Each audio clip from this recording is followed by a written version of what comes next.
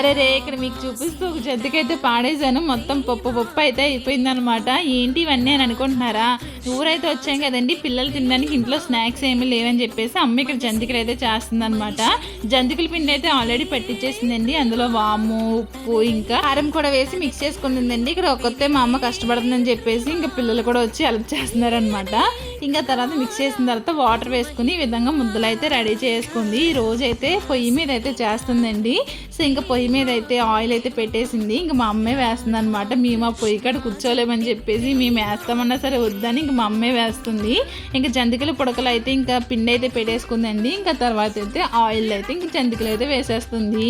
మా చిన్నప్పుడు ఈ పొయ్యి వెలిగించడానికి అయితే ఇందులో కిష్ణాలు అయితే వేసేసేవాళ్ళం అనమాట. అయినా కానీ పొయ్యి అంటుకునేది కాదు. సో అందుకే ఇప్పుడు కూడా మా అమ్మ అయితే పొయ్యి కాడకి అయితే రానివ్వదు. పొయ్యి కాడ మీరు కూర్చోలేరు వద్దులే అని చెప్పేసి ఇంక ఈ జంతికలన్నీ ఇంక మా అమ్మే వండుతుందండి. ఆ ఎండో పక్కన ఈ వేడో పక్కన సరిపోయిందనమాట ఈరోజు సంబరం అయితేని. మాటల్లో ఇక్కడ జంతికలు కూడా రెడీ అయిపోయినాయండి. ఒక్కొక్క వాయికి కూడా 4-5 జంతికలు అయితే వేసింది అనమాట. ఇంకా కొంచెం పిండి అయితే మిగిలి ఉన్నది. ఇంకా పిండి కూడా ఇంకా జంతికలు అయితే వేసేస్తుంది. ఎంత త్వరగా వేసి ఎంత త్వరగా ఈ పొయ్యి కనీసి తప్పుకుందామా అని ఉందనమాట. అంటే నేను కాదు మా అమ్మలండి, నేనేం వేయలేదు.